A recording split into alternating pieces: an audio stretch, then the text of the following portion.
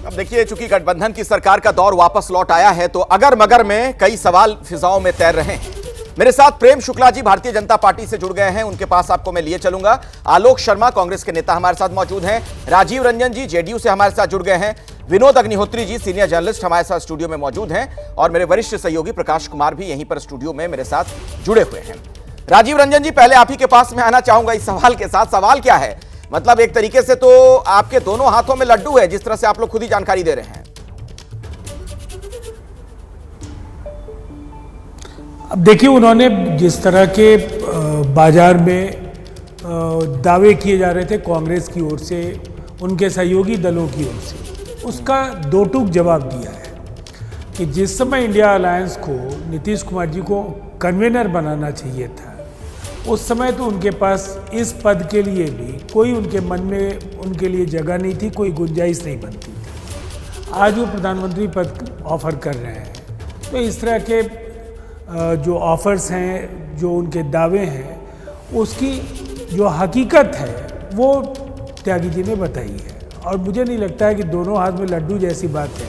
ये एक pre-poll alliance है और जो लोग बैसाखियों पर टिकी हुई सरकार बताते हैं, तो नरेंद्र मोदी जी केवल भारतीय जनता पार्टी के नेता के हैसियत से चुनाव में नहीं गए थे। ये तो मैंडेट ही एनडीए को मिला है और ये प्रीपोल अलायंस है।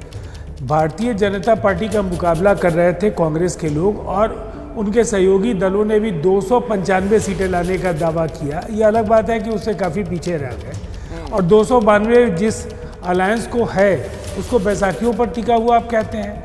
गठबंधन राजनीति पिछले 3 दशक का एक जमीनी सच है जी। और इस मैंडेट ने एक बार फिर साबित किया है कि बेहतर गवर्नेंस, अच्छे कोऑर्डिनेशन के साथ हम देश से किए वायदों को पूरा करेंगे। ठीक है आलोक शर्मा जी, जब आप लोगों को जनादेश विपक्ष में बैठने का मिला है और मजबूत विपक्ष के तौर पर मिला है, यह भी हकीकत है, फिर इस तरीके के प्रयास आप लोग क्यों कर रहे हैं कि प्रधानमंत्री तक का ऑफर दे दिया जा रहा है? देखिए, हमने किसी को कोई प्रधानमंत्री पद का ऑफर नहीं दिया।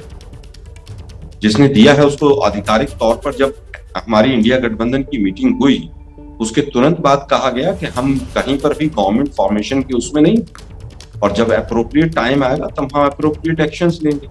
हमारी तरफ से किसी को कोई ऑफर नहीं। जहां तक बात है दूसरी बात कि किसको कहां बैठने का ऑफर मिला है, जनादेश तो पूरी तरह से मोदी जी को खिलाफ विपक्ष में बैठने का मिला है।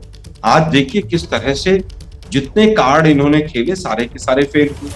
जनादेश की अगर बात करें, बनारस में ही अखिलेश जी अगर 33 कैंडिडेट्स के जो नॉमिनेशन है वो कैंसिल नहीं होते, मोदी जी की जिस तरह से मात्र 1.5 लाख वोटों से विजय हुई है और जिस तरह का पूरा जनादेश है, तो आज नैतिकता के आधार पर मोदी जी को स्वयं सोचना चाहिए कि क्या उनके पक्ष में उनको जनादेश मिला है। हमें विपक्ष में बैठने का अगर मिला है तो हम विपक्ष में बैठे हैं। हम तो लीडर ऑफ अपोजिशन की बात कर रहे हैं।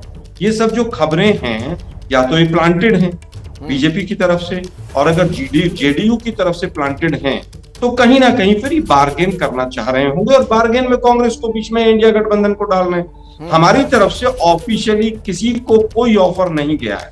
अच्छा। आज तो हमारे यहाँ पर सीडब्ल्यूसी की मीटिंग में राहुल गांधी जी को विपक्ष का नेता बनने के लिए रिक्वेस्ट की गई है। हम विपक्ष में रहेंगे और जब भी कोई समय होगा देश का, हमें कमान संभालने का, कोई देश का जनादेश होगा, हम जरूर संभालेंगे। ठीक है प्रेम शुक्ला जी, आपने सुना आलोक जी कह रहे हैं कि ये खबरें प्लांटेड लग रही हैं, या तो बीजेपी वाले करवा रहे हैं या फिर जेडीयू वाले।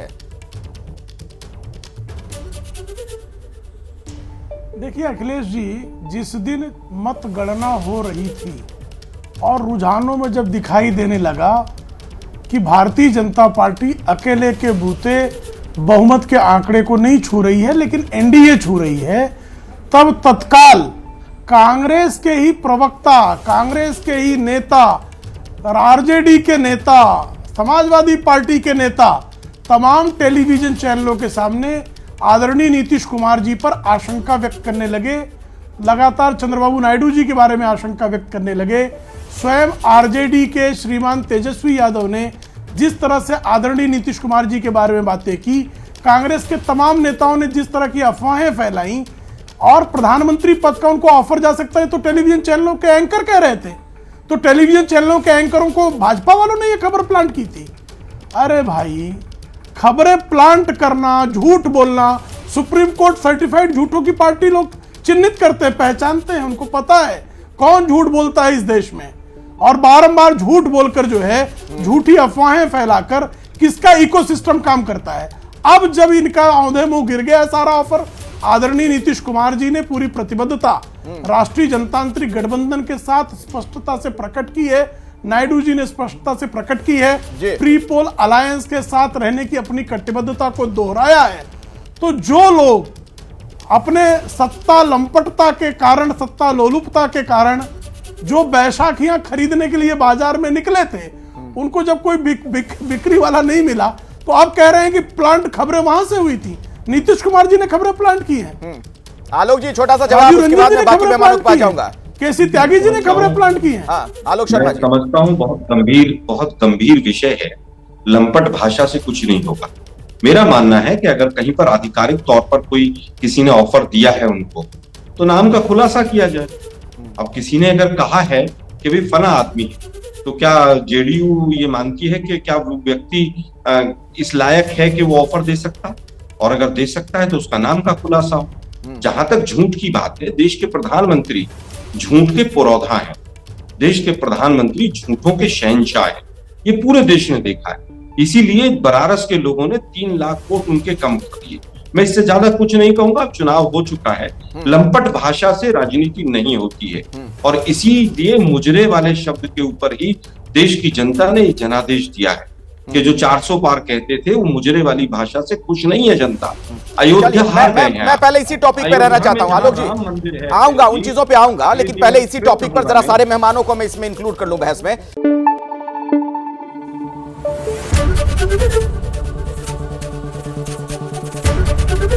एबीपी न्यूज आपको रखे आगे।